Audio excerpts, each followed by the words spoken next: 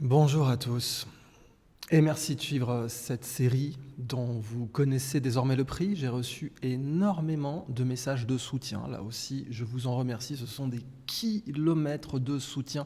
Je ne peux même pas afficher tous les messages que j'ai reçus et aussi donc de l'aide logistique, de l'aide journalistique, de l'aide d'investigation que je vais donc utiliser dans cette partie. Alors, en deuxième partie, je voulais prendre un cas plus précis. On le reportera à la troisième partie parce que celle-ci va nous permettre de nous élever. Il faut prendre un peu de recul.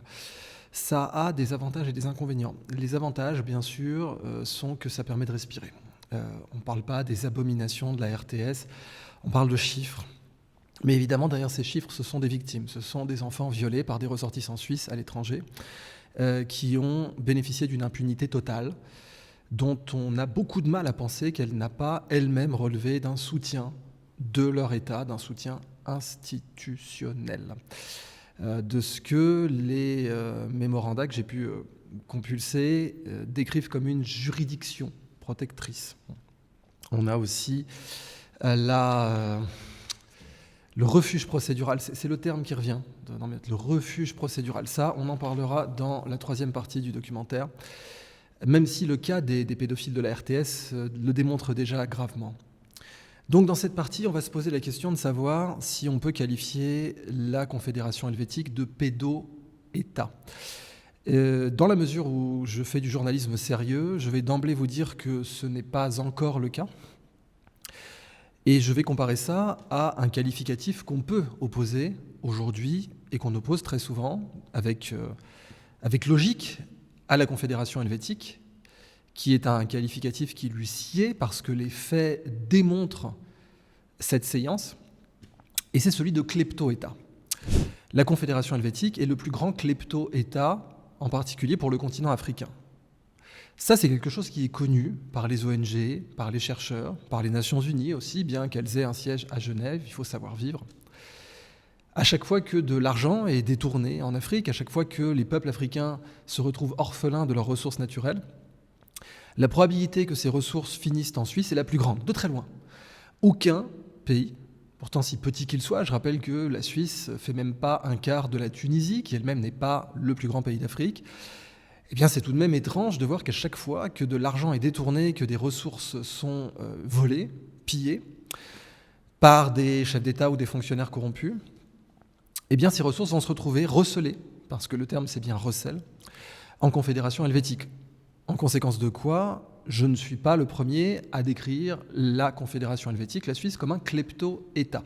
Et klepto-État pourquoi ? Parce qu'à l'instar d'un narco-État, eh bien la forme suit la fonction. Exactement comme dans l'évolution, quand les formes des espèces biologiques s'adaptent à leur environnement, on a une fitness, on a le bec des oiseaux qui s'adapte à leur nourriture, le rostre et le museau des chauves-souris s'adaptent à leur nourriture aussi. Vous savez, les chauves-souris qui sont frugivores ont un museau tout mignon, les insectivores ont un museau qui est un peu plus effrayant, puis alors bien sûr celles qui boivent du sang, elles ont un museau abominable, c'est ce qui fait bien sûr le mythe des vampires. Et c'est exactement ça la Confédération helvétique, c'est-à-dire son museau a complètement évolué pour aspirer le sang de l'Afrique. Bon. Et comme ça, ce n'est pas l'objet de ce documentaire, c'est quelque chose qui est déjà connu, je l'ai pris comme maître étalon pour voir si on pouvait comparer les cas gravissimes de pédophilie, de pédocriminalité internationale de ressortissants suisses au cas factuel de ce que la Suisse est le plus grand klepto-État, le plus grand État receleur de ressources africaines volées, bien devant les États coloniaux. Bien loin devant la France, bien loin devant le Royaume-Uni par exemple, bien loin devant la Belgique. Quand de l'argent et quand une ressource naturelle est confisquée aux peuples africains, la probabilité qu'elle finisse en Suisse, blanchie, parce que c'est ça aussi qui est très grave, c'est que ce sera blanchi, avec un sceau suisse, avec l'apparence de respectabilité qu'a cultivé ce klepto-État qu'est la Confédération suisse, eh bien, la plus grande probabilité, disais-je, est qu'elle finisse dans cette petite nation qui fait à peu près la taille d'une région et qui fait donc un quart de la Tunisie. Eh bien, encore une fois, pour être tout à fait rigoureux, même si, vous allez le voir dans ce documentaire, la pédocriminalité internationale suisse est une plaie, est une plaie, on va dire les choses autrement, et statistiquement colossale. Alors là aussi, je vais vous divulgacher ce documentaire, puisqu'après tout, il n'est pas là pour faire dans le sensationnel, il est là pour faire dans le factuel et vous informer tout de suite. Alors, il doit avoir en quelque sorte un executive summary, et cet executive summary, c'est que, pardonnez-moi, mais le pédotouriste suisse est 4 à 8 fois plus représenté que le pédotouriste allemand. Quand vous ajustez, bien sûr, du nombre d'habitants ou du nombre d'entrées dans un pays. C'est-à-dire que ce qu'on appelle la SECTT, donc l'exploitation sexuelle des enfants, Sexual Exploitation of Children, dans le tourisme, etc., ce sont les autres T que vous avez. Donc c'est un domaine en criminologie. Eh bien, en matière criminologique, le criminel suisse d'exploitation sexuelle des enfants est 3 à 8 fois plus représenté que le criminel allemand. Alors, ça veut dire beaucoup de choses, ça. Et je vais vous donner les chiffres, je vais vous expliquer pourquoi. Je vais vous expliquer pourquoi il y a une raison structurelle à cela. Et ça me permet quand même d'être moins pris à la gorge, même si à chaque fois qu'on parle de jugement, de criminalité, de dénonciation, ce sont des enfants qui ont été violés. Et on va prendre un cas bien précis pour cela. On laissera un autre cas qui relève de l'impunité au troisième documentaire, et d'ailleurs, comme je n'en suis pas un spécialiste, on prendra des experts qui ont interviewé les suspects dans cette affaire. Mais donc, en matière de SECTT, le criminel suisse est 3 à 8 fois plus représenté que le criminel allemand. Or, vous savez que le criminel allemand, le pédocriminel allemand, le tourisme sexuel allemand, est de loin le plus connu. C'est-à-dire que quand on apprend qu'il y a eu des viols par un gros touriste bien gras à Madagascar, ou au Kenya, ou au Cambodge, ou en Thaïlande, ou aux Philippines, tous des destinations prisées par ces criminels, en général, on a tendance à anticiper un Allemand. Bon. Et en réalité, la raison en est que l'Allemagne est significativement plus peuplée que la Suisse, ça ne vous aura pas échappé, mais qu'ajusté du nombre d'habitants, le fameux per capita, par tête, eh bien, le pédocriminel suisse est le recordman. C'est le champion du monde. Voilà. Il y a des disciplines comme ça dans lesquelles on est bon. Vous avez le bobsleigh, vous avez le ski, vous avez plein de trucs. Et puis, il se trouve que le pédocriminel suisse, c'est le champion olympique absolu. Vraiment absolu. Et ça, ce sont les chiffres, ils sont implacables. Et le pire dans tout ça, c'est que la Confédération helvétique les cache. Ces chiffres-là sont occultés, font l'objet d'une obfuscation, pour des raisons évidentes, qui sont qu'on ne doit pas pouvoir compulser ces chiffres, les mettre ensemble, les réunir. En fait, c'est exactement comme dans le cas des pédocriminels de la RTS. Je vous ai dit, vous aviez d'une part le fait que les sources disparaissaient, l'article de Vigous qui compile les cas les plus graves et qui les expose au public disparaît le jour de la mort de son auteur. Ça, si vous êtes journaliste citoyen, rien ne vous empêche d'aller écrire à Vigous pour leur demander des comptes. C'est quand même très curieux que la perle, le joyau de la couronne de leur publication, l'article le plus conséquent, le plus important qu'ils aient jamais publié, disparaisse comme ça. Bon. Vous pouvez bien sûr demander à la RTS si elle a identifié les victimes, si elle les a recensées, si elle s'est excusée, si elle les a indemnisées. Je rappelle qu'en droit suisse, mais aussi dans la morale, l'instigation peut être retenue comme le crime lui-même, c'est-à-dire si vous êtes l'instigateur d'un crime, vous pouvez être reconnu comme le criminel lui-même. C'est typiquement ce que le statut RICO aux États-Unis préserve, et c'est ce qui permet donc d'inculper des chefs mafieux aux États-Unis. Eh bien, à partir du moment où vous avez un employé de la RTS, donc un fonctionnaire suisse, qui a consulté des centaines, qui a recelé, c'est le terme, des centaines d'images pédopornographiques pour sa consommation personnelle, dans ce cas-là, vous devez considérer qu'il est criminel. C'est comme s'il avait fait souffrir ses enfants lui-même. En tout cas, en droit suisse et en morale aussi, c'est censé être le cas. C'est pas le cas. Alors, au passage, ce fameux Thierry C. a été recyclé en France, comme je vous le disais, et n'a jamais été poursuivi. Pourtant, là aussi, nous allons le voir dans ce documentaire, le code pénal suisse est censé disposer d'un article, l'article 5, qui donne une juridiction aux autorités suisses contre les pédocriminels suisses à l'étranger. Et nous allons voir en fait que cet article 5 est un alibi. C'est-à-dire qu'en fait, il ne sert à rien, il n'est quasiment jamais utilisé. Il n'est utilisé que quand on ne peut pas faire autrement. Nous verrons aussi, et ça ce sera dans les documentaires suivants, que les pédocriminels suisses, quand ils se font punir, ce qui est l'exception, pas la règle, eh bien, n'écopent jamais de la peine maximale. En fait, vous pouvez être même sûr que si quelqu'un écope d'une peine maximale, si vous voyez l'épithète maximale en lien avec une peine dans la presse suisse, vous savez d'entrée de jeu que ce n'est pas un pédophile. vous savez d'entrée de jeu que ce n'est pas un pédocriminel dont on parle. Non. En fait, vraiment, si vous voulez être distingué des pédocriminels, il faut que vous écopiez de la peine maximale. C'est très important, parce que sinon on pourrait vous confondre avec un pédocriminel suisse. Dans toute l'histoire de la pédocriminalité suisse, qui est une pédocriminalité organisée, qui est en lien avec l'État suisse, on le voit dans le cas de la RTS, jamais un pédocriminel suisse n'a écopé de la peine maximale. Ça ferait désordre, c'est pas bien. Non. Les cours suisses savent se tenir, elles savent quand même qu'un pédocriminel, c'est quelqu'un de connecté, c'est quelqu'un d'important. Donc on ne doit pas, ni moralement, ni procéduralement, quand on doit le condamner, parce que l'idéal, bien sûr, c'est de ne pas le condamner, c'est de considérer qu'il y a prescription, c'est de trouver des artifices, ou donc ce fameux refuge procédural qui ressort de tous les mémorandas que j'ai pu consulter. Non. Si quelqu'un écope de la peine maximale, ça ne peut pas être un pédocriminel. Et inversement. Bon. Alors, dans le cas klepto-État suisse, mais encore une fois, je vous ai dit, le pédotourisme, alors, je dois refaire cette parenthèse. Vous avez le cas de Walter B. aussi. Alors, cet autre pédocriminel qui s'est barré en Haïti et qui est revenu en Suisse. Donc, on a quelqu'un qui est coupable de pédocriminalité. Alors, la Suisse l'a quand même condamné par contumace. Petite tape sur la main, tac, bon. Elle l'a laissé partir. Et il revient tranquillement en Suisse. Et puis, ça y est, c'est terminé. Il refait sa vie. Donc, il a violé des enfants, mais pas de problème. Pas de problème. On est en confédération helvétique. On ne va pas s'arrêter à ce genre de détails. Et puis, il va donc en Haïti, qui est aussi un haut lieu de la pédocriminalité internationale. Il tient un restaurant, il revient. Bon. Est-ce que vous pensez que l'article 5 a joué contre lui ? Bien sûr que non. Bien sûr que non. Et là, vraiment, vous voyez le cas de la Libye, la loi à Libye, c'est-à-dire on a besoin de maintenir une apparence, parce que la respectabilité, c'est très important pour les affaires. Vous voyez ça dans le Loup de Wall Street, avec le personnage de banquier suisse qui a vraiment existé, qui est joué par Jean Dujardin. Vous voyez un personnage qui fait tout pour maintenir une aura de respectabilité, alors qu'en fait, c'est un criminel international.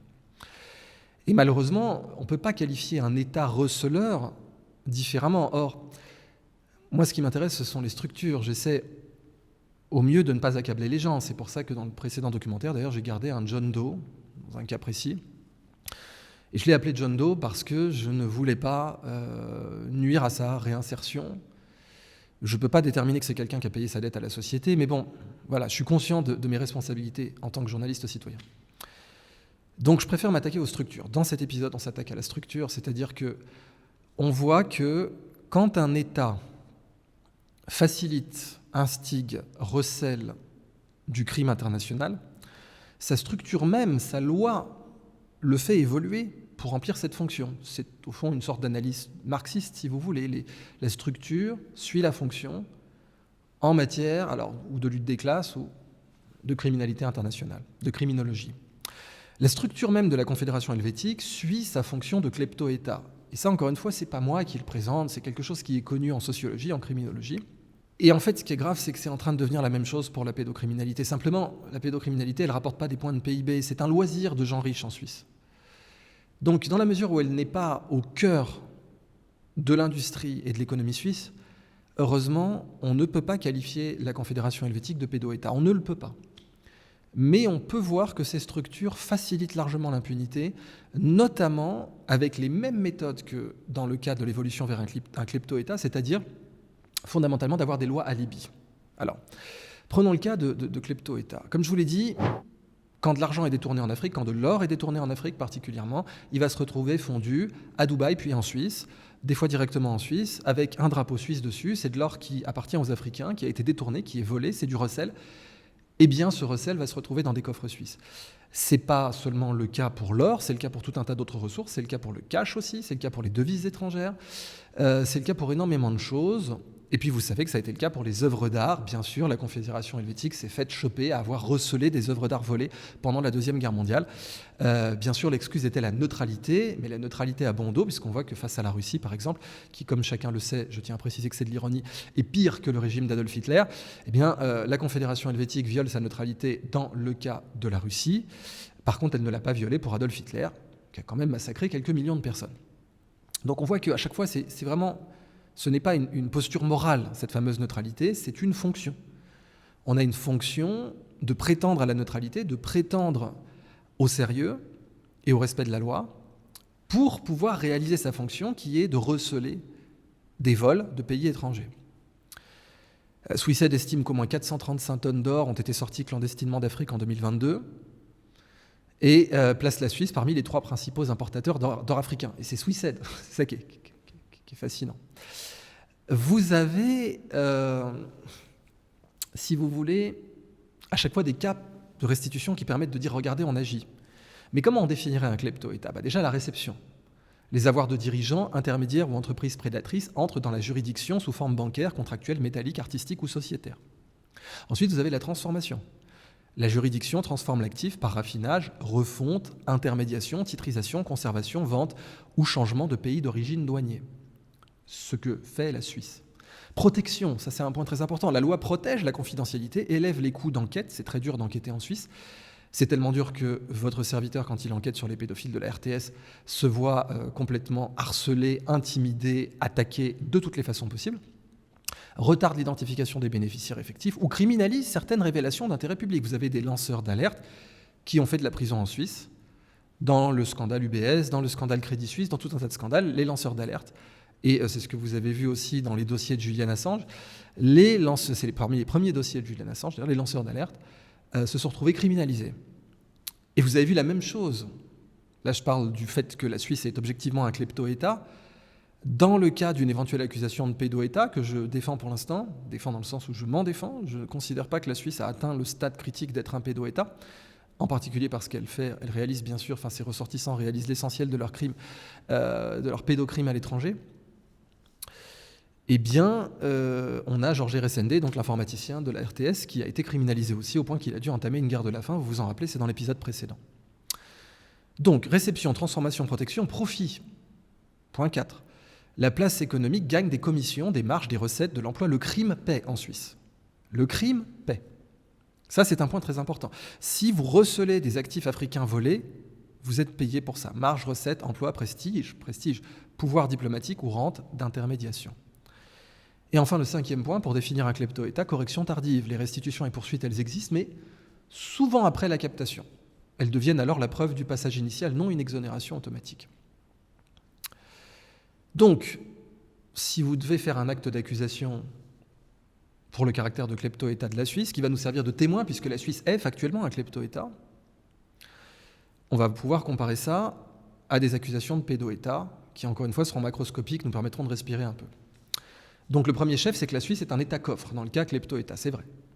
Réception répétée d'avoirs de personnes politiques exposées, de richesses douteuses, suivies de gel parfois, de restitution parfois, mais qui ne représentent évidemment que la portion congrue de l'industrie réelle du pillage africain en direction de la Suisse.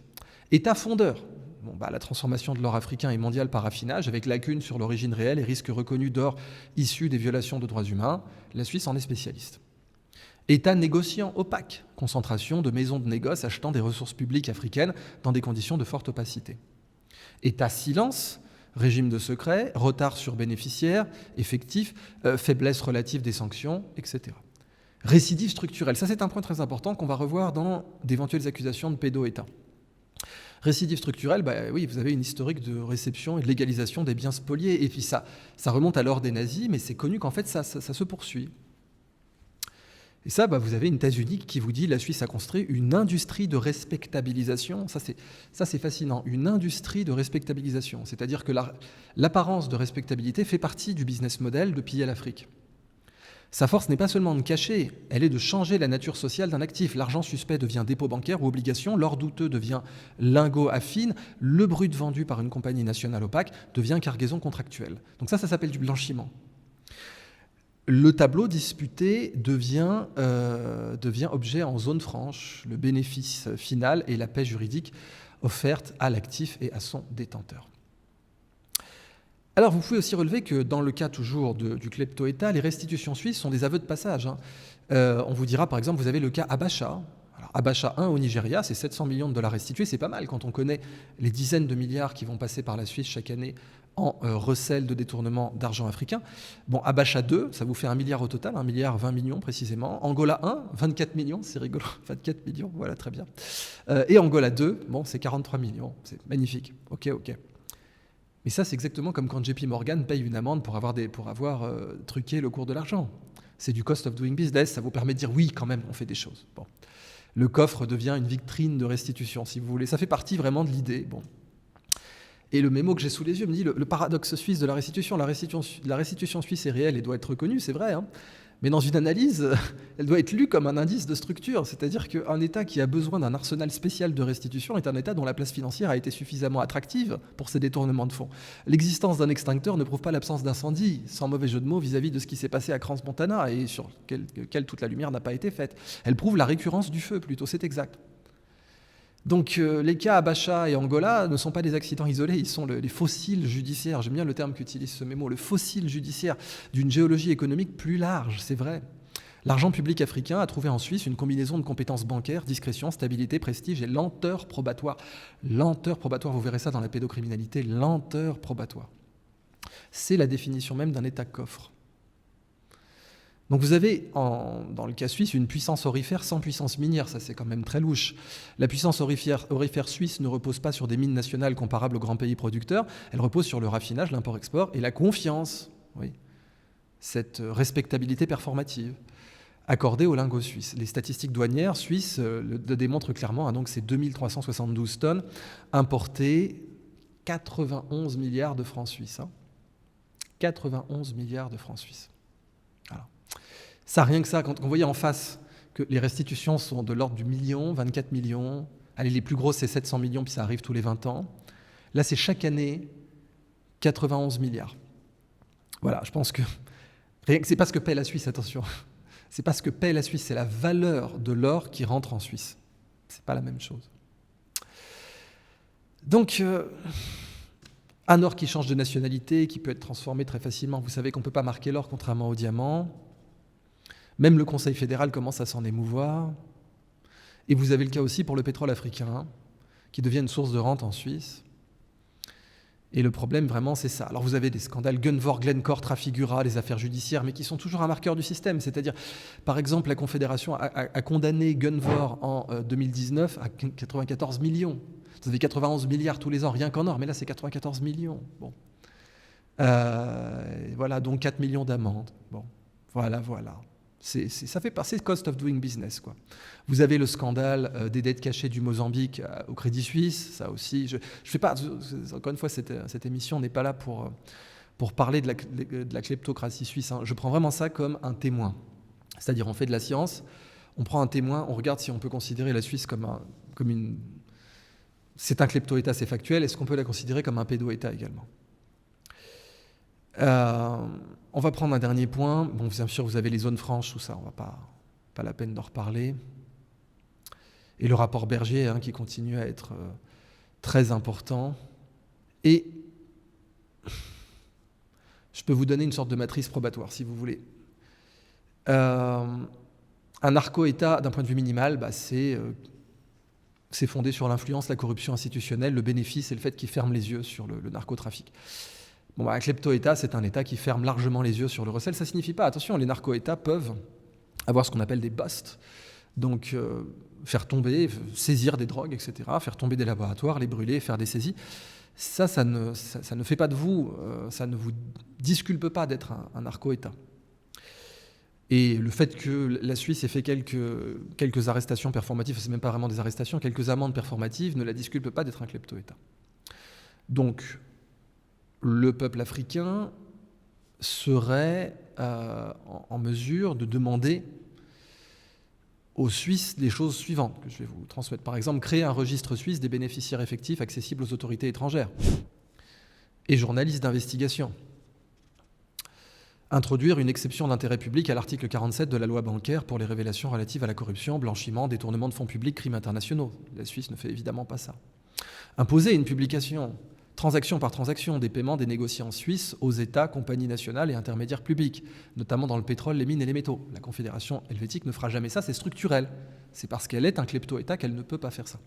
Réformer les statistiques et la diligence de l'or pour documenter l'origine minière réelle, non seulement le dernier pays de transformation ou d'exportation, et publier des données désagrégées utiles aux États africains. La Confédération helvétique ne peut pas faire ça structurellement parce qu'elle est un klepto-État. Créer une présomption de risque élevé pour l'or provenant de pays ou filières de contrebande identifiés par des rapports crédibles, avec renversement de charges de diligence pour raffineries et importateurs. Instaurer un fonds de restitution et de réparation alimenté par amende, créances et compensatrices et profits de compliance settlement liés à des affaires africaines. En gros, Vous volez le peuple africain, s'il vous plaît, rendez-lui quelques miettes, soyez gentils. Bon. Rendre obligatoire la diligence sur les bénéficiaires effectifs des biens en zone franche, avec registre auditable des œuvres d'art, métaux précieux et objets de haute valeur. Augmenter les sanctions contre les entreprises pour corruption transnationale et défaillance organisationnelle. Ben non, c'est le cœur de votre métier, donc vous ne pouvez pas faire ça. Protéger les lanceurs d'alerte, lol. Mettre en place une commission vérité Suisse-Afrique sur les avoirs, les flux d'avoirs liés à la corruption internationale, matières premières, dettes publiques et œuvres d'art, etc. Oui, parce que certains se diraient non, les œuvres d'art, ça ne concerne pas l'Afrique. Si, vous pouvez acheter des œuvres d'art avec des actifs africains, de l'or, des diamants ou du cash, des devises, et ensuite ces œuvres d'art qui appartiennent à l'Afrique, puisqu'elles ont été achetées par de l'argent public africain, vont se retrouver dans des ports francs à Genève. Donc ne pensez pas, si vous êtes africain, que la Suisse ne vous mène pas une guerre absolument frontale, discrète, mais matinée, bien sûr, de cette crédibilité toute sympathique que la Suisse sait entretenir, performative, bien sûr, puisque les chiffres montrent quelque chose de différent. Ne pensez pas une seule seconde que les œuvres d'art ne concernent pas l'Afrique. Si, les œuvres d'art concernent l'Afrique parce qu'elles sont un intermédiaire de blanchiment. Et quand vous avez un chef d'État africain qui acquiert une œuvre d'art avec l'argent d'un peuple africain, eh bien cette œuvre d'art va se retrouver dans un port franc genevois, peut même se retrouver confisquée ou en possession de la Confédération helvétique. Encore une fois, c'est du recel. Bon, on utilise ça comme maître étalon pour la question de la pédocriminalité suisse. Et alors là... Je vais avoir du mal à vous défendre que la Suisse n'est pas un pédo-État, mais je tiens à insister sur le fait qu'elle n'est pas un pédo-État. Pas parce qu'elle est gentille, non. Parce qu'il n'y a pas de business model à ça. Donc il existe des facilitations réelles et une impunité réelle. Et ce terme que j'arrive pas à faire rentrer dans ma tête, refuge procédural. On le verra dans le 3e épisode, en particulier. Ce que me dit le mémo qu'on m'a préparé sur le sujet, c'est que la frontière suisse devient un test d'impunité. Vous passez la frontière suisse quand vous êtes un pédocriminel suisse, et là on peut vraiment tester si aucune poursuite n'aura lieu ou si vous aurez une tape sur les doigts. Si la peine va devenir gentiment, va s'éroder, va devenir quelque chose de... Par exemple, des viols d'enfants deviennent un attentat à la pudeur. Voilà, c'est un atterrissage en douceur, ça se passe bien. Donc attentat à la pudeur, c'est en gros, vous vous êtes douché avec les fenêtres ouvertes. Voilà, ça peut être retenu comme attentat à la pudeur. Donc vous violez une petite fille, mais ça devient attentat à la pudeur. Et puis même, éventuellement, vous n'êtes pas condamné. On verra ça à l'épisode 3. Je tiens à dire aux Suisses que cette impunité met leur vie en danger à l'étranger. Parce que, par exemple, à Madagascar, qui est une destination très prisée des pédocriminels suisses, eh bien, la peine, c'est la castration. Et le problème, c'est que plus cette impunité est connue, et c'est les chiffres qui la font connaître. Alors désolé aussi de faire mon travail de journaliste citoyen, bien sûr que je la fais connaître, mais je la fais connaître dans l'intérêt du peuple suisse, c'est-à-dire que vous devez agir contre elle, parce que ça met votre vie en danger. Il faut bien sûr rappeler que ce n'est pas parce qu'un peuple est surreprésenté dans les statistiques criminelles que tous ses représentants sont des criminels. Enfin, c'est une évidence, mais il faut le rappeler. Donc ce n'est pas parce que les Suisses sont surreprésentés, même par habitant, et même par entrée, par rapport aux Allemands qui sont déjà quand même très cotés dans le game, pardonnez-moi, ça ne signifie absolument pas évidemment que tous les touristes suisses sont des coupables de pédocriminalité ou même des suspects de pédocriminalité internationale, d'exploitation sexuelle des enfants. Mais le problème, c'est que les faits d'impunité vis-à-vis des pédocriminels suisses, encore une fois, mettent gravement en danger la vie des touristes suisses. Parce que les nations qui subissent cette exploitation criminelle des enfants sexuels, comme le Kenya, comme le Cambodge, comme la Thaïlande, comme les Philippines, comme Madagascar, eh bien savent, chiffre à l'appui, que d'une part, l'État suisse va occulter un maximum ces statistiques, et les chiffres sont compilés par ailleurs, parce que l'État suisse n'aide pas, au contraire, il opacifie tout cela. Mais d'autre part, que vous aurez une impunité réelle. Et que les seuls rares cas de condamnation seront performatifs.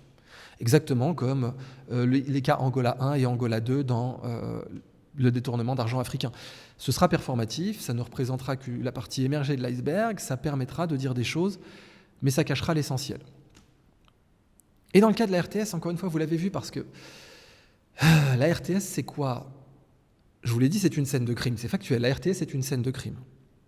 La RTS n'a jamais payé sa dette à la société suisse comme mondiale. Jamais, à jamais. À chaque fois qu'il y a eu des cas qui sont passés devant la presse et la justice. On s'est empressé de les présenter comme isolés, ce qui était un mensonge. Les médias qui les ont présentés comme isolés ont menti à leurs lecteurs. C'est extrêmement grave. C'est vraiment c'est de l'anti-journalisme. C'est vraiment contredire le premier devoir de la Charte de Munich. Ces médias ont ensuite effacé des preuves. Et ces médias ont oublié l'essentiel qui était que la RTS est une multinationale d'État. Ça signifie qu'elle représente une pédocriminalité d'État. On ne parle pas seulement de pervers suisses. Ça arrive, il y en a dans toutes les populations. Ils sont surreprésentés par habitant en Suisse. Ça, c'est un fait, c'est une statistique implacable. Mais on ne parle pas de pervers suisses. Non, on parle de pédocriminalité d'État quand on parle de la RTS. Parce qu'on parle, dans le cas de Raymond Zumsteeg, par exemple, et de Patrick Allenbach, et de tant d'autres, on parle de gens qui étaient au sommet de la hiérarchie de la RTS, qui se protégeaient entre eux, qui, on le savait, alors ça pareil, ne pas dénoncer un crime, c'est criminel, on le savait, on a négocié quand Raymond Zumsteeg repart à Berne, donc rien moins que la capitale, donc le type est sous les yeux de la capitale, il repart ensuite à Genève, il va continuer son petit commerce, il va protéger Patrick Allenbach et il va recevoir de l'argent. C'est de la pédocriminalité d'État, il n'y a pas d'autre mot, je sais que c'est horrible, mais c'est comme ça. Un journaliste ne va pas cesser de couvrir des faits parce qu'ils sont horribles. Alors, prenons les chiffres. Par habitant, le pédocriminel suisse est 6 fois plus représenté au Cambodge que l'allemand. Dans les indications. Dans les arrestations, il l'est 8 fois. Par habitant, le pédocriminel suisse est 8 fois plus représenté que l'allemand au Cambodge, toujours. Dans les jugements, le pédocriminel suisse est 7 fois plus représenté que l'allemand au Cambodge. Maintenant, si on fait par entrant, c'est 2,6 fois, 3,6 fois, 3,2 fois que le pédocriminel suisse est plus représenté que l'allemand au Cambodge.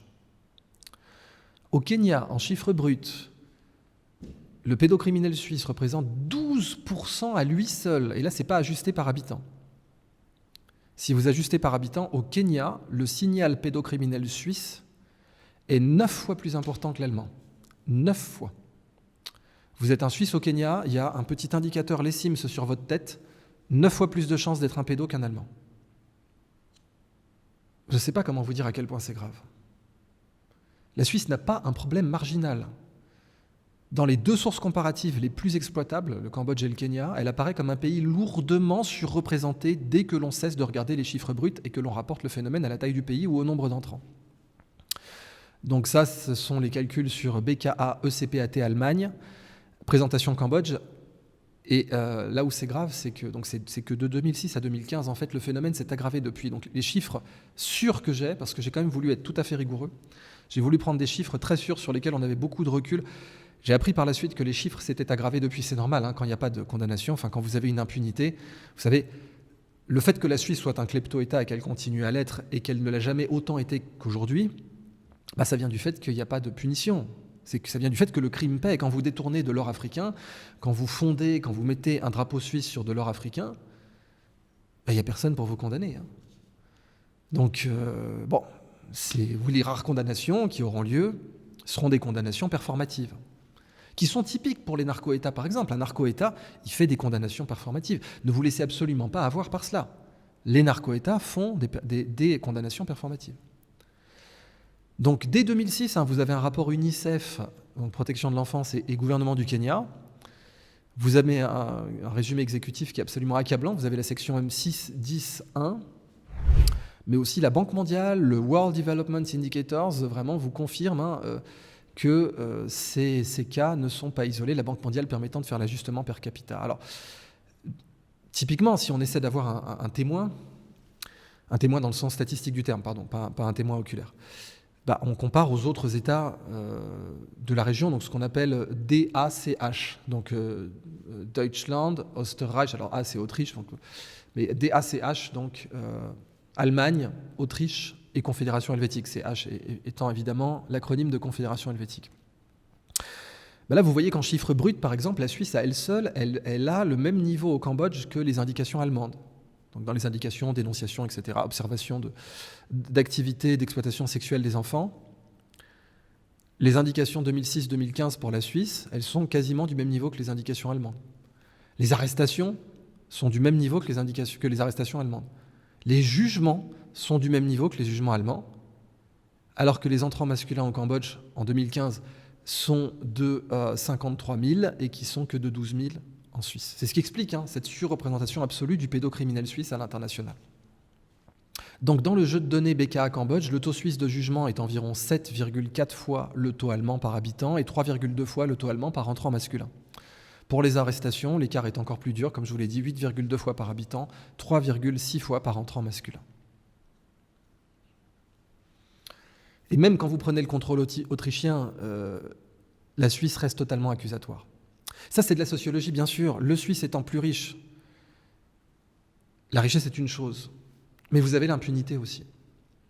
Et je pense, en première approximation, que c'est ce mélange de richesse et d'impunité qu'on verra dans l'autre affaire que je vous transmets à la fin de cette partie et qui va ouvrir la partie 3. C'est ce mélange d'impunité et de richesse qui fait que le pédo-suisse à l'étranger est surreprésenté. Parce qu'il sait que quand il retourne au pays, il y a certes l'article 5, mais qu'en réalité, c'est de la performance procédurale, et c'est même un refuge procédural dans les faits, quand on analyse les chiffres. Les mathématiques ne peuvent pas être prises en défaut. Mais d'autre part, le fait d'être riche, ça permet évidemment d'aller se payer des mineurs un peu partout dans le monde. Donc on a d'un côté un pays qui est factuellement un klepto-État parce qu'il exploite et qu'il est la première destination pour le détournement de ressources africaines.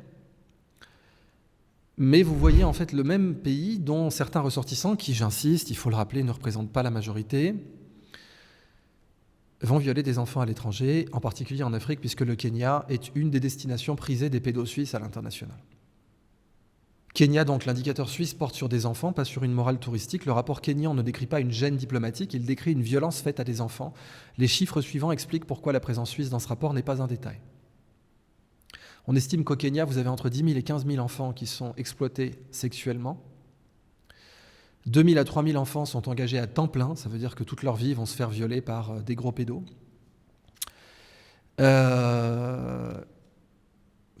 Est-ce que j'ai envie même de vous lire les autres chiffres, honnêtement. Bon. La Suisse est évidemment au sommet. Vous avez une partie de clients locaux, c'est déjà pas mal. La charge contre la Suisse est simple. Lorsqu'un État riche voit ses ressortissants cités parmi les nationalités les plus actives dans un système impliquant des enfants de 10 à 13 ans, parfois moins, il ne peut pas classer le phénomène dans la catégorie du cas individuel. Il doit produire des poursuites, des statistiques, des contrôles de mobilité, des interdictions ciblées et une coopération opérationnelle visible. Donc la loi existe, je vous ai dit, c'est l'article 5 du Code pénal qui donne une compétence universelle pour plusieurs infractions sexuelles contre mineurs à l'étranger. Mais la Suisse ne fait rien, quoi. C'est-à-dire, encore une fois, quand vous avez un haut cadre de la RTS qui se retrouve en France, après s'être fait choper avec des images pédopornographiques, ce qui complètement, normalement, déclenche l'article 5, et les clauses de compétence universelle de l'article 5, il ne se fait absolument pas poursuivre par l'État suisse en France. Ça, c'est quand même quelque chose de terrifiant. Mais je vous ai dit que vous avez quand même des cas performatifs. Par exemple, dans le dossier Thaïlande-Fribourg, vous avez 80 enfants victimes. Vous avez une condamnation à 16 ans de prison, un appel. Évidemment, je fais appel. 3 enfants thaïlandais sont indemnisés. 3 sur 80. Alors, le cas Thaïlande-Fribourg, il est marquant parce que il vous montre d'une part que la Suisse peut condamner quand elle veut. Dans les faits, il vous montre surtout que la Suisse ne condamne que quand elle ne peut pas faire autrement. C'est-à-dire quand vous avez une telle pression de presse que là quand même... La respectabilité performative est entamée, c'est-à-dire que vous vous retrouvez dans une situation, et c'était le cas typiquement avec la RTS, il fallait dire que bien entendu la Confédération helvétique ne peut pas être liée aux pédophiles de la RTS, ce qui est complètement faux bien sûr, puisque aussi bien des juges, des procureurs et des journalistes, mais aussi bien donc la RTS elle-même, qui est une multinationale d'État, ont bénéficié, ont entretenu une impunité, un atterrissage en douceur, un amortissement des peines jusqu'au point où le Patrick Allenbach a dû être condamné en France. C'est-à-dire c'est la France qui a dû faire le travail à Bourg-en-Bresse avec un grand amortissement aussi. Ça a été très gentil. C'était 3 ans de prison avec sursis. comme je vous l'ai dit, c'est la règle. Si quelqu'un a une condamnation maximale, il ne peut pas être un pédocriminel suisse. Donc c'est parfois même qu'une condamnation maximale est un honneur parce que ça signifie que vous n'êtes pas pédocriminel en Suisse. C'est comme ça qu'il faut le lire. Eh bien, dans le cas Thaïlande-Fribourg, ce qu'on voit, c'est que vous avez le joyau de la couronne des condamnations des pédocriminels suisses internationaux. Vous n'avez pas de condamnation plus importante que celle-là. Et elle ne relève que de 50 000 francs suisses d'indemnisation. Et 3 enfants indemnisés sur 80. Donc c'est le joyau de la couronne absolue. Vous ne trouverez pas de condamnation plus performative, plus grande, plus médiatisée que celle-là. On a exploité des Suisses, ont exploité des pédos-suisses, ont exploité sexuellement des enfants thaïlandais, il y en a eu 80. Seuls 3 ont été indemnisés, c'était pour 50 000 balles au max.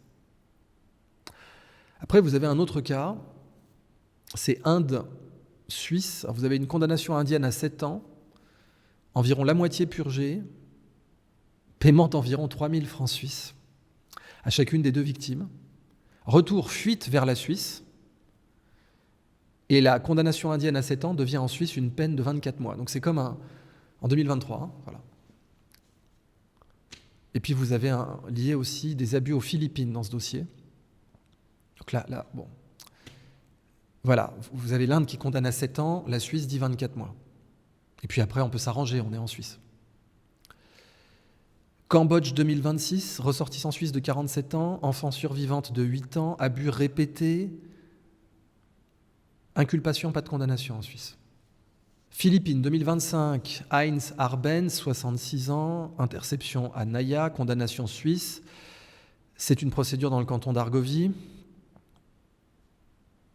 Bon, à nouveau pas jugé, en fait, au final.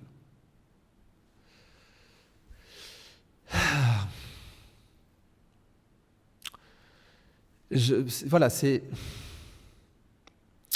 Les sources que je vous donne, c'est FedPol, c'est HTLC Oric, Swiss Guide, Extraterritorial Jurisdiction for Sexual Exploitation of Children in Travel and Tourism, donc c'est ça le SICTT, Sexual Exploitation of Children in Travel and Tourism. APLE Cambodia, donc APLE Cambodia, Swiss National, vous avez donc ce journal qui vous parle d'un ressortissant suisse arrêté pour crime sexuel à Phnom Penh, c'était cette année, 2 mars 2026.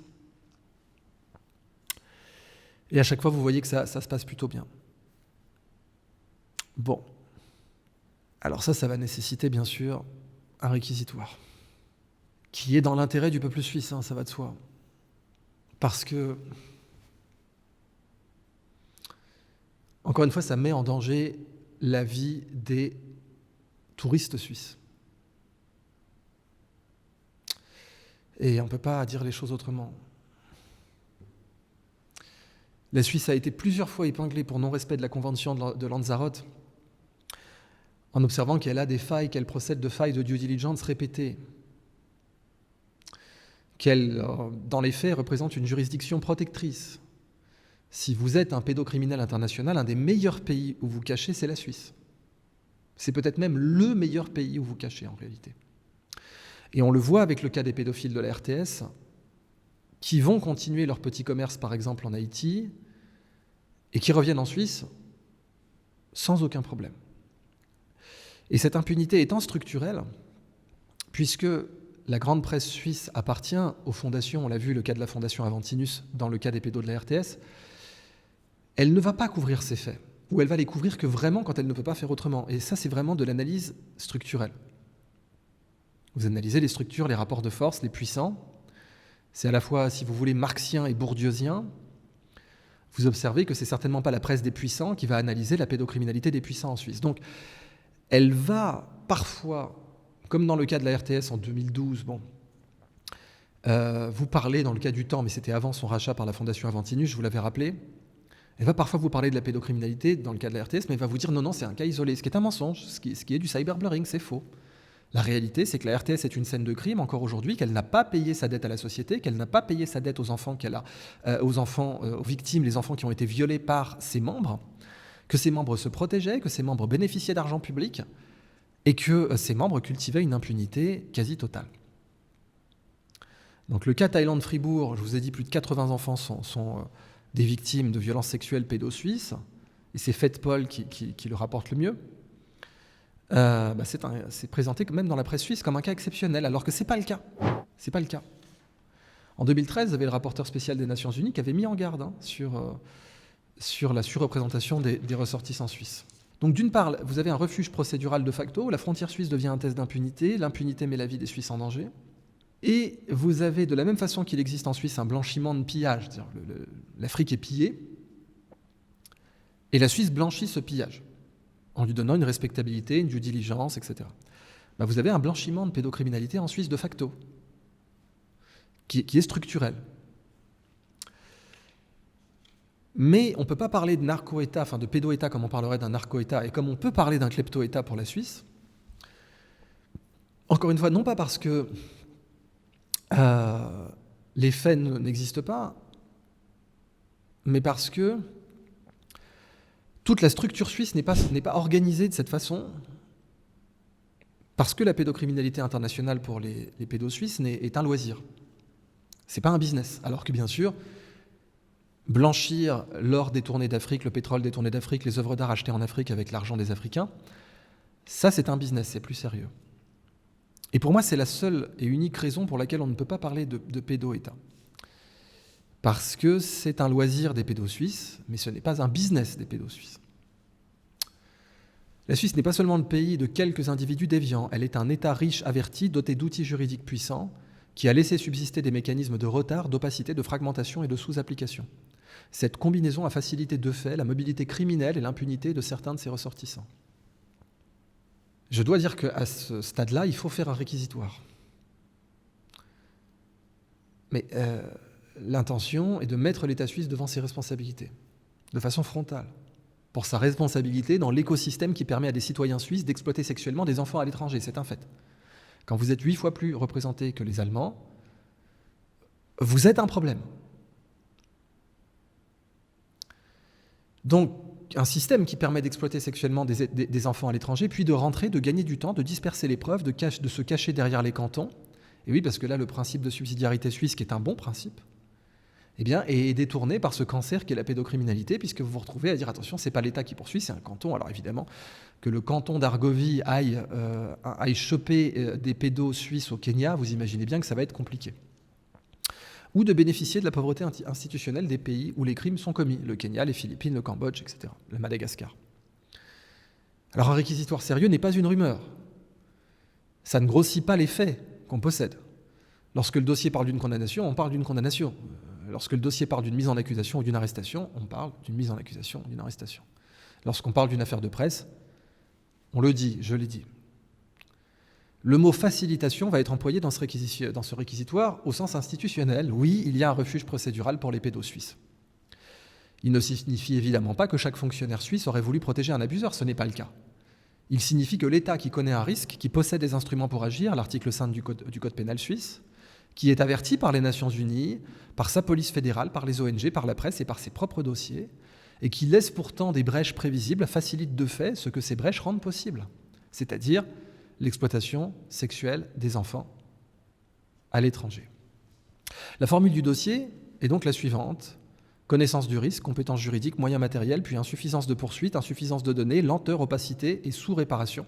Cette formule n'est pas rhétorique, elle est étayée par les sources que l'on a données, citées de manière courte bien sûr, BKA, ECPAT, Allemagne, le rapport UNICEF, gouvernement du Kenya, l'observation du Comité des droits de l'enfant de l'ONU, notamment en 2015 et 2021, les pages FEDPOL 2023-2025, le rapport FEDPOL 2024, le guide suisse HTCL Auric 2023, et puis même Suisse Info qui parfois se souvient comment on fait. Mais vous avez bien sûr le Point Afrique, alors là c'est pas la Suisse, c'est la France, c'est plus sérieux, le bureau de l'immigration des Philippines et PLI Cambodia, ECPAT international. L'exploitation sexuelle des enfants dans le voyage et le tourisme est souvent décrite comme un crime de pays lointains, de plages, d'hôtels, de quartiers pauvres, de corruption locale, de familles désespérées et de police débordée. Cette description est incomplète. Elle est même dangereuse lorsqu'elle sert à éloigner la responsabilité de l'État d'origine des abuseurs. Un citoyen suisse qui part en Thaïlande, au Cambodge, aux Philippines, au Kenya, à Madagascar, en Inde ou ailleurs n'est pas un corps sans État. Il transporte avec lui un passeport, une réputation de solvabilité, une protection consulaire, une capacité de déplacement, un accès aux devises et surtout la possibilité de rentrer en Suisse. Cette possibilité de retour est le point central, elle transforme la frontière en outil d'impunité si l'État d'origine ne poursuit pas avec vigueur. Dans ce dossier, l'Allemagne a longtemps porté la réputation du grand fournisseur européen de touristes sexuels illégaux. La réputation allemande existe parce que l'Allemagne est grande, visible et démographiquement massive.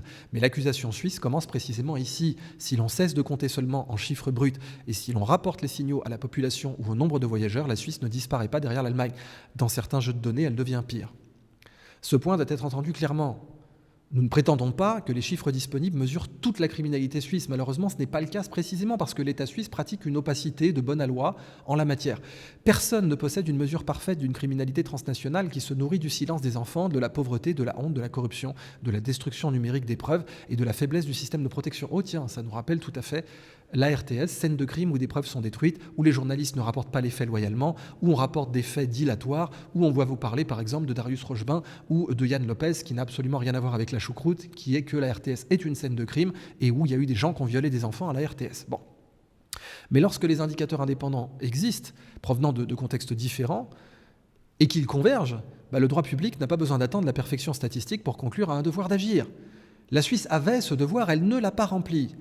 Elle l'a eu tôt, elle l'a eu après les alertes de terrain, elle l'a eu après la ratification du protocole facultatif à la Convention relative aux droits de l'enfant concernant la vente d'enfants, la prostitution des enfants, la pornographie mettant en scène des enfants. Encore une fois, quand vous avez la RTS elle-même qui se rend coupable et qui n'a jamais elle-même été condamnée pour cela, les autorités suisses ont toujours procédé à cet atterrissage en douceur, c'est-à-dire que le principal intéressé a été recyclé en France, Thierry C., mais la RTS n'a pas été condamnée. Normalement, c'était à la RTS d'être condamnée. Elle a recelé des images pédopornographiques.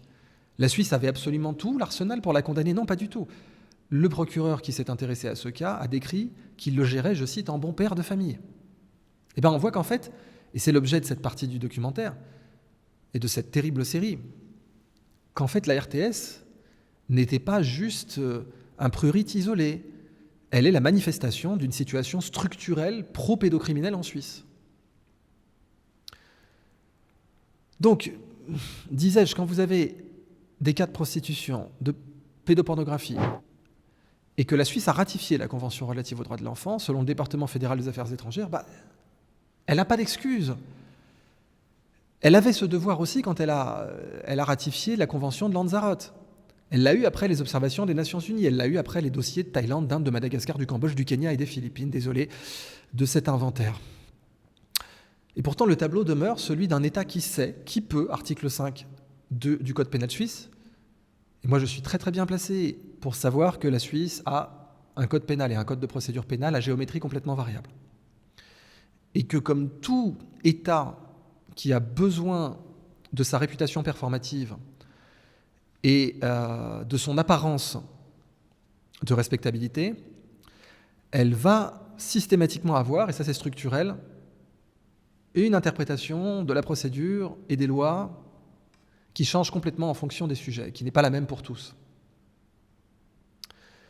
Donc le tableau demeure celui d'un État qui sait, qui peut, mais qui n'impose pas une réponse proportionnée au fait que vous avez des pédos suisses qui sont 8 fois plus représentés que les Allemands.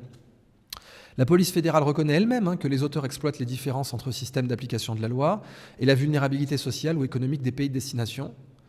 Donc vous avez notamment la page FedPol criminalité pédophile qui a été mise à jour le 7 août 2025, c'est récent. Donc vous avez un aveu institutionnel majeur. Si l'auteur exploite les différences entre systèmes, alors l'État d'origine doit les fermer.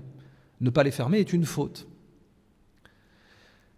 Les chiffres qui font tomber la Libye allemand, comme je vous le disais. Premier choc de preuve, le dossier Cambodge présenté par le Bundeskriminalamt allemand, le BKA, dans une présentation hébergée par ECPAT Allemagne. La source compare les ressortissants allemands, de l'Autriche et de la Suisse pour le Cambodge sur la période donnée. Les chiffres ne sont pas des rumeurs militantes, ils proviennent d'une présentation policière allemande et ils donnent des catégories suivantes. Donc Hints, indication, c'est-à-dire signalement, indication, arrest, arrestation ou jugement. Bon. La ligne allemande indique 13 indications, 6 arrestations, 4 jugements. La ligne suisse indique 8 indications, 5 arrestations, 3 jugements. L'Allemagne, voilà, ça c'est pour le cas du Cambodge, page 15 du rapport BKA ECPAT.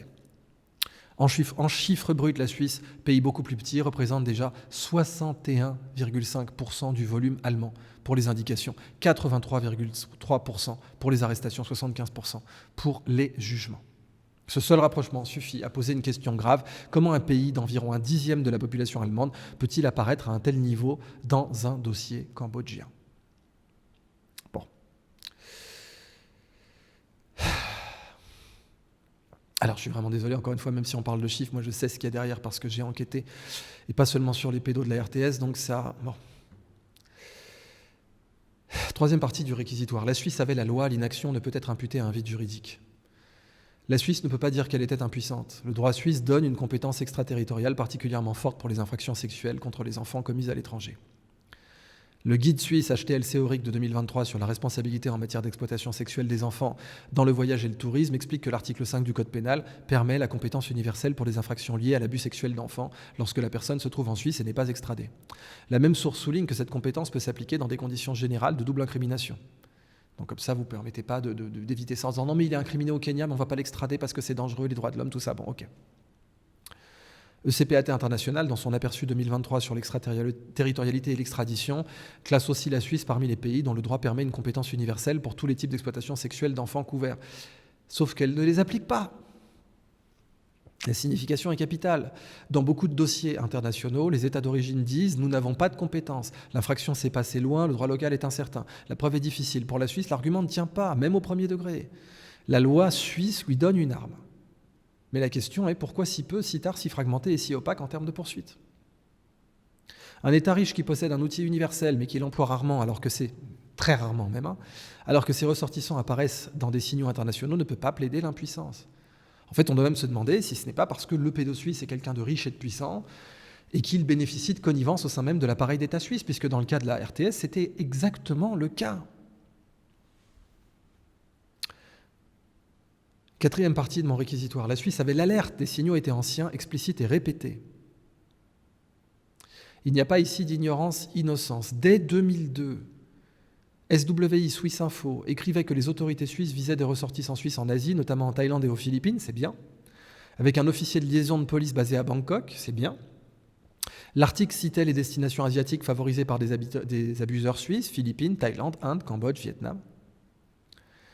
Donc ça, c'était dans le rapport SWI Swiss Info du 15 juillet 2002, Swiss Pedophiles Targeted in Asia.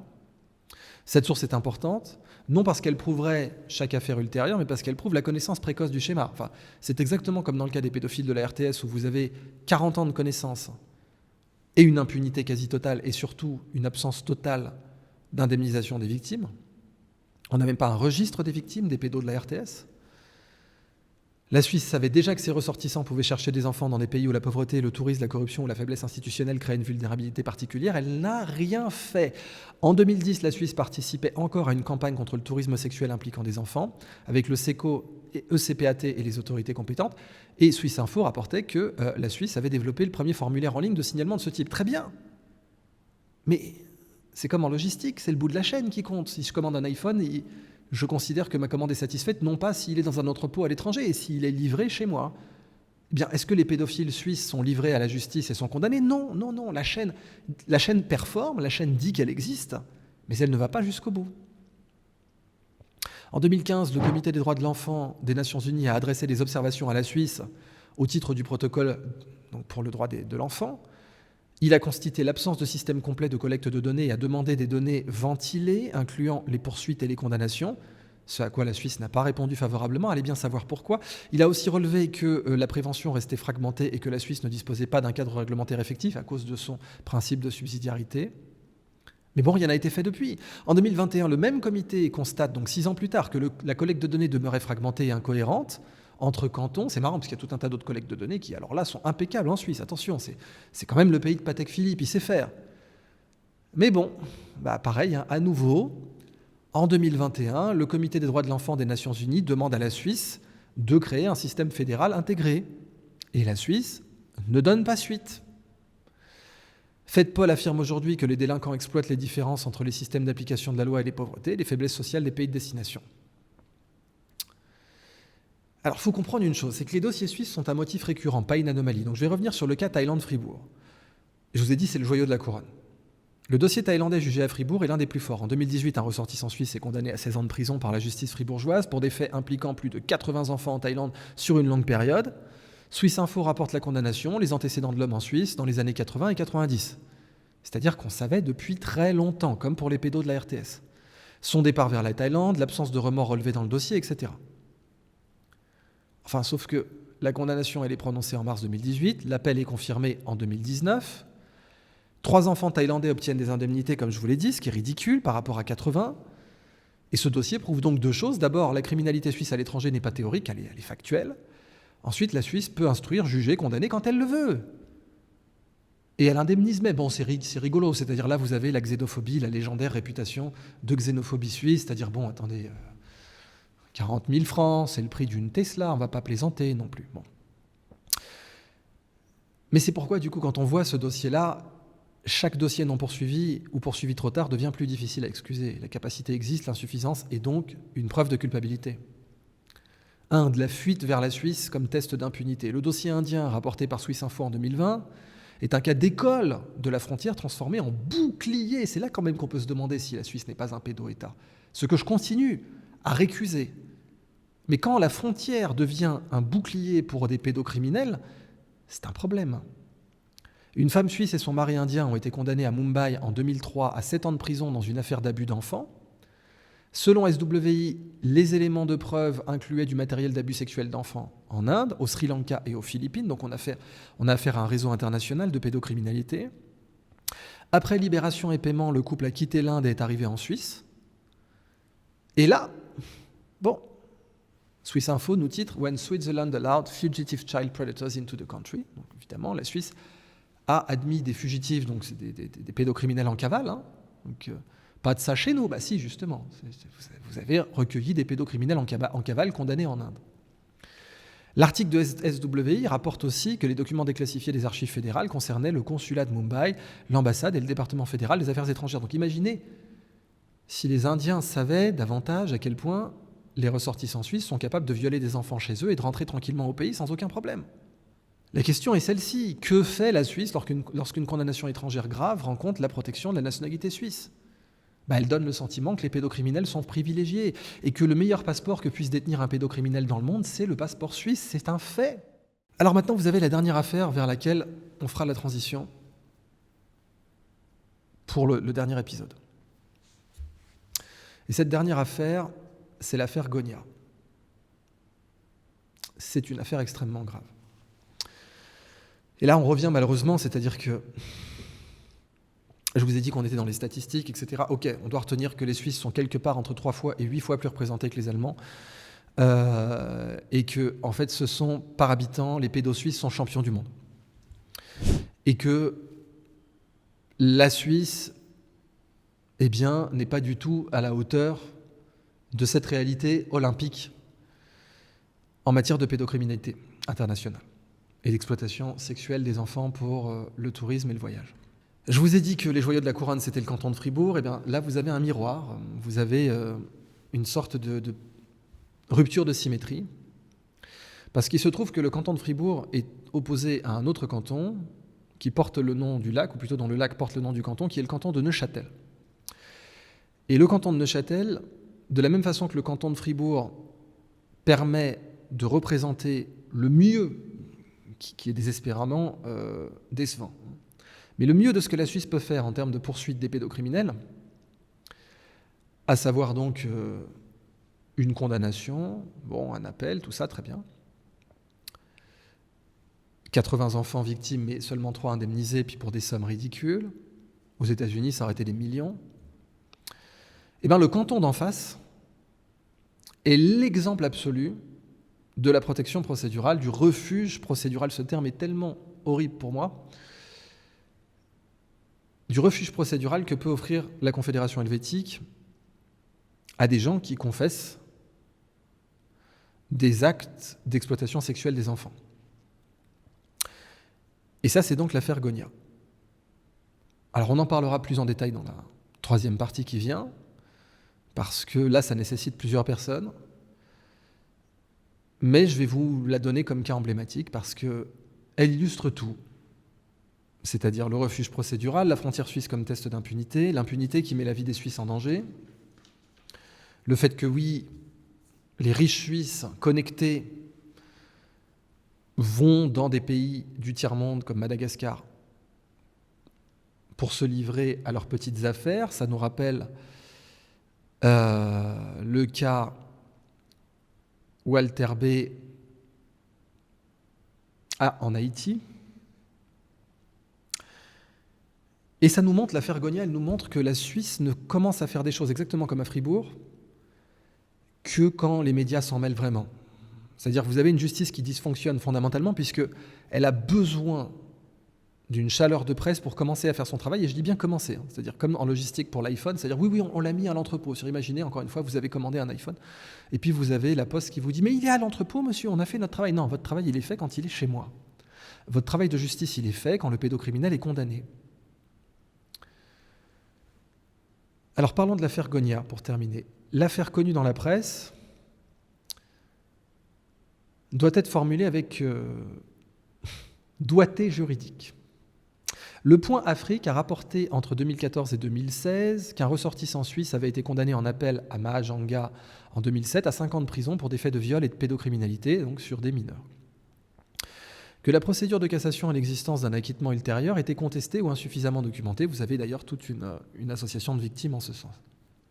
Le dossier était connu, on avait des disparitions, des incertitudes, quelqu'un de très riche, M. Gonia est très riche, mais surtout que l'intéressé avait pu revenir ou séjourner entre Madagascar et la Suisse. Donc ça, c'est rapporté notamment par Le Point Afrique, article du 11 décembre 2014, 13 novembre 2015 et 1er avril 2016. Le Point a aussi rapporté que le ministère public bâlois ne disposait pas d'un document officiel clair et que, après une nouvelle plainte, les autorités neuchâteloises avaient confisqué le passeport et ouvert une enquête. Ah, on ouvre une enquête, ça c'est une méthode ça. Vous ouvrez une enquête et vous dites, bah non, ça ressort de moi, maintenant il y a une enquête qui est ouverte, donc t'inquiète, je gère. Et puis vous verrez que l'enquête, elle aboutit à rien. Mais t'inquiète, je gère.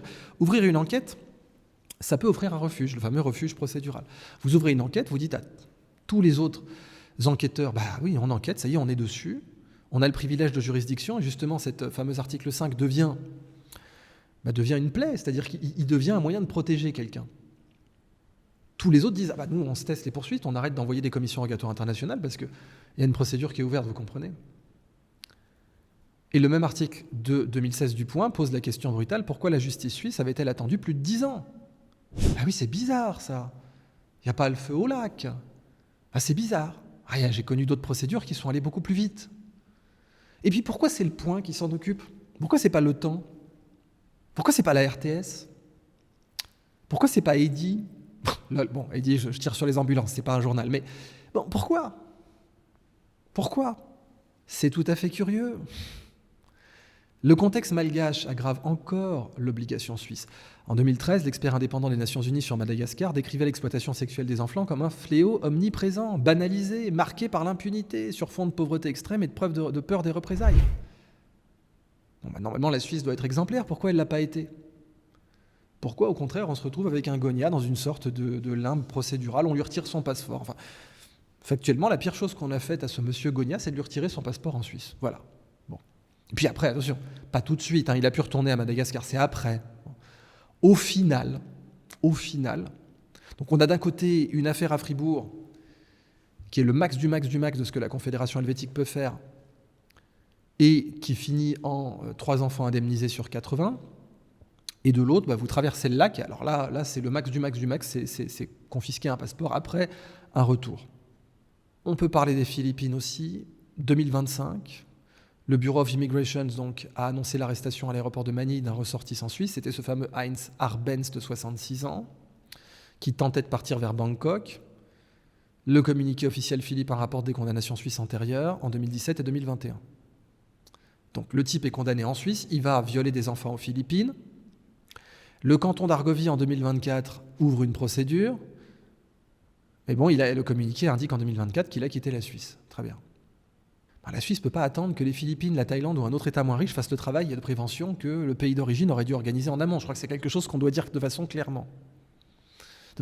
pardon. Donc, vous avez toute cette nébuleuse d'affaires récurrentes.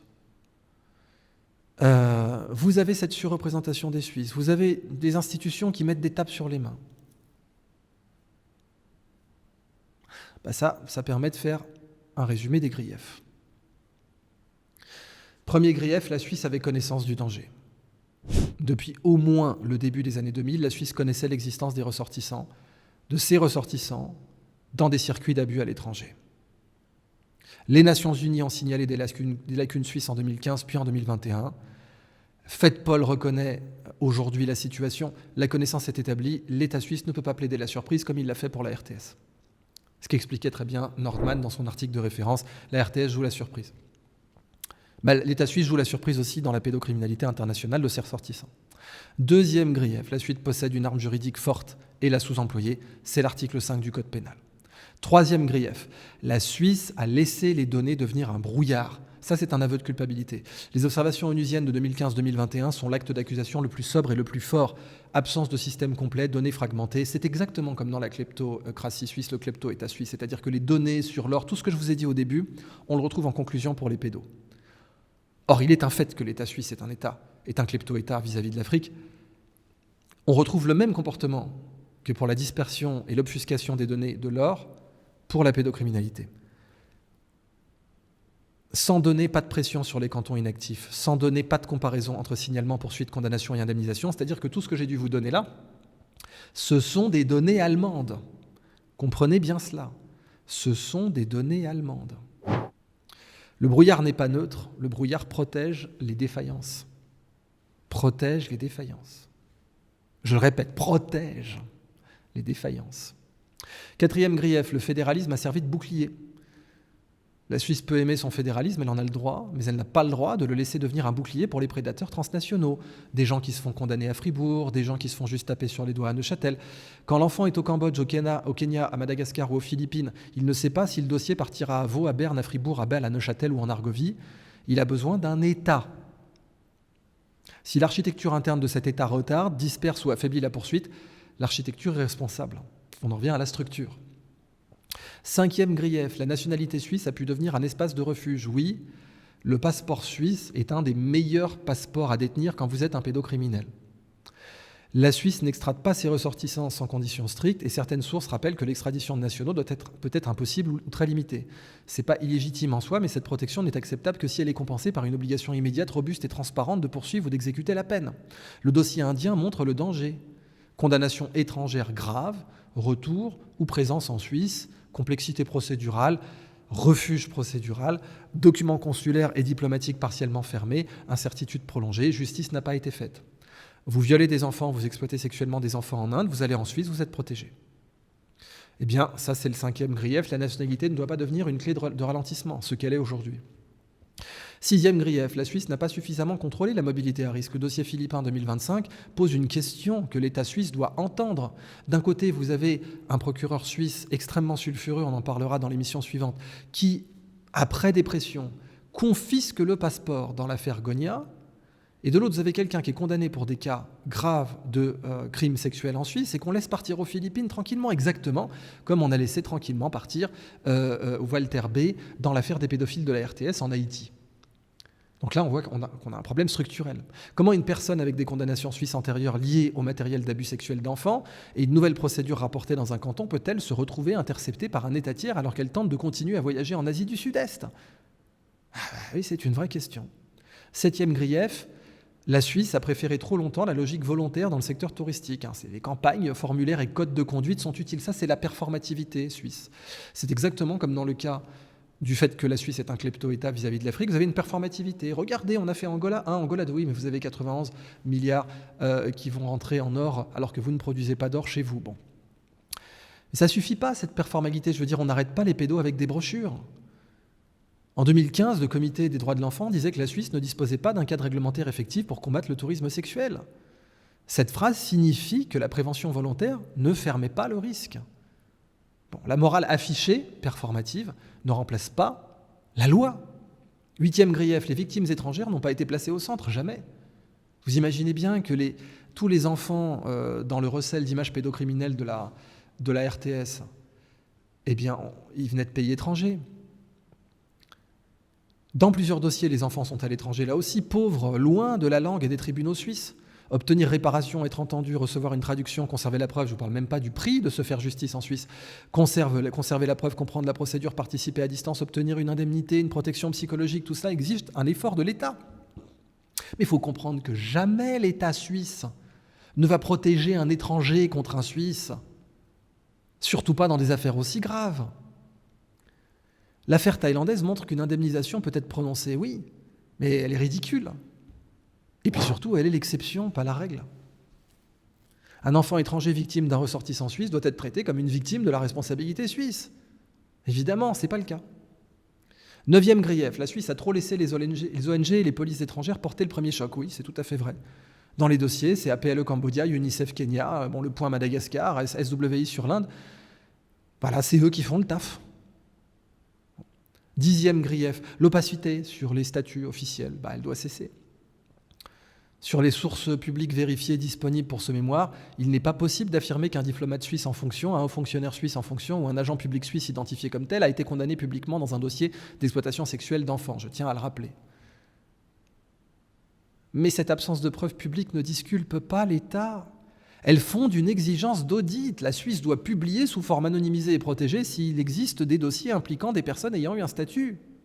Puisque dans le cas de la RTS, c'était tout de même des gens payés par l'État suisse qui étaient coupables. Et à chaque fois, bien sûr, tentative de dire que c'était des cas isolés en dehors de leur travail pour leur consommation personnelle. J'en arrive donc à la conclusion, qui ne peut pas se limiter à l'indignation de voir une structure complète exactement comme le fait que la Confédération helvétique a évolué, s'est structurée, a formé son droit pour sa fonction de klepto-État,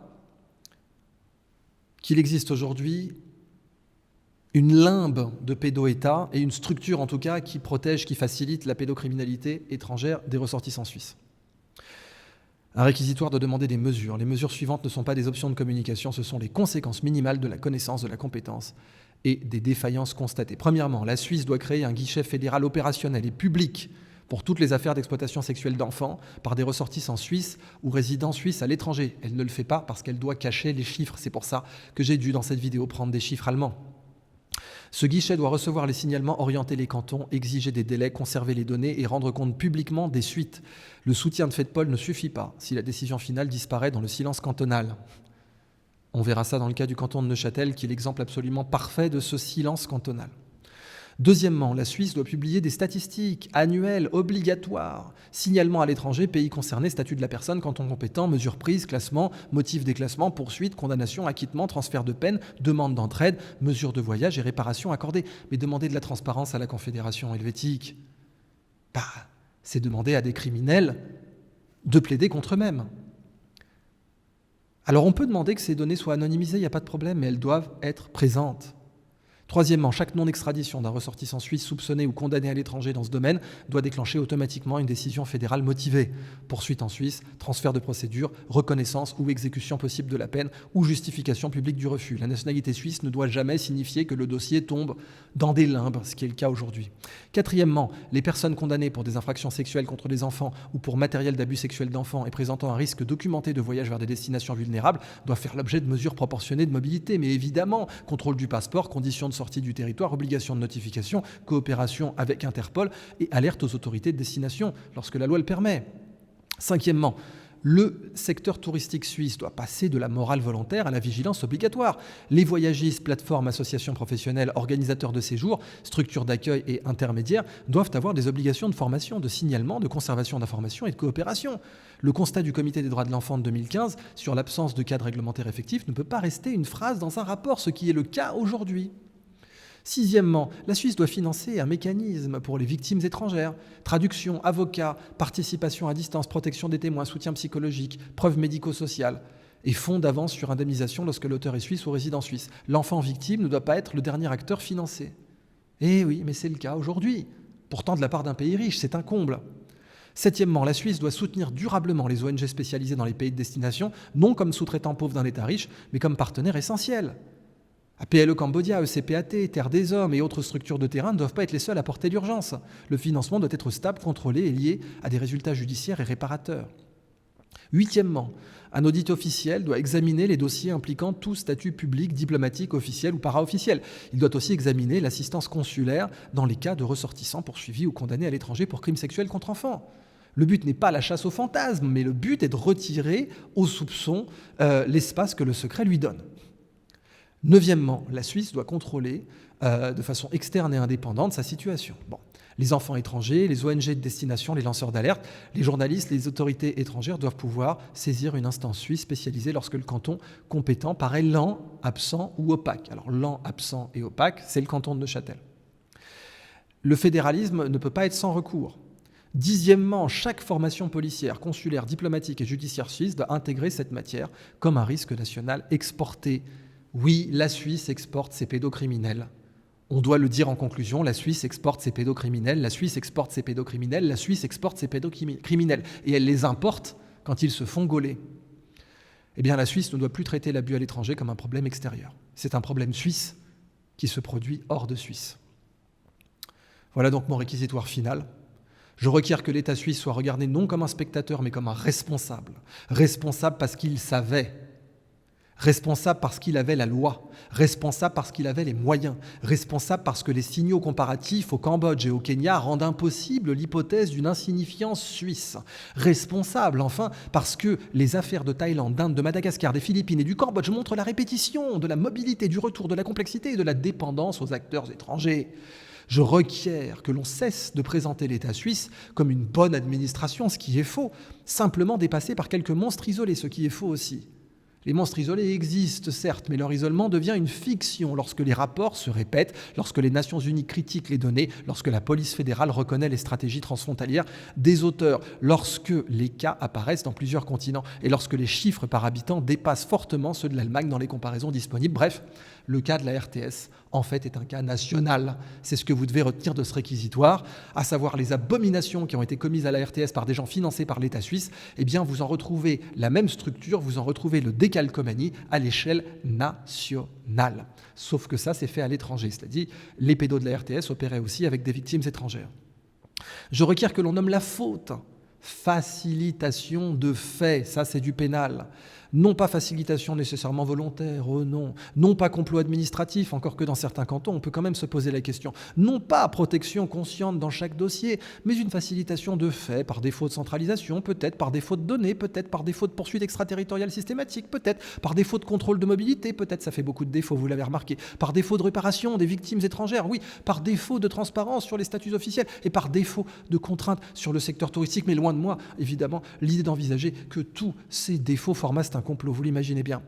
Je requiers que l'on dise ceci à haute voix. Quand un État riche laisse ses ressortissants profiter des faiblesses des pays les plus pauvres, puis laisse les dossiers revenir dans la complexité, il n'est pas seulement lent, il est complice par inertie institutionnelle. La bureaucratie dans ce domaine n'est pas un détail, la bureaucratie devient l'abri. Je requiers enfin que la Suisse soit jugée à la mesure de ses propres prétentions. Un État qui revendique l'État de droit ne peut pas exporter le risque et importer le silence. Un État qui possède une compétence universelle ne peut pas l'utiliser comme décoration législative, ce qui est le cas aujourd'hui de ce satané article 5. Un État qui finance des campagnes ne peut pas refuser les contraintes. Un État qui protège ses nationaux de l'extradition doit offrir aux enfants étrangers une justice plus rapide, non une justice plus incertaine, ce qui est le cas aujourd'hui. Le verdict politique de ce dossier est le suivant. La Suisse a eu l'information, la compétence et les moyens. Elle n'a pas construit la réponse adaptée. Cette insuffisance a facilité la criminalité et l'impunité pour les enfants victimes des ressortissants suisses à l'étranger. L'État suisse n'a pas seulement manqué de faire assez, il a manqué à sa responsabilité.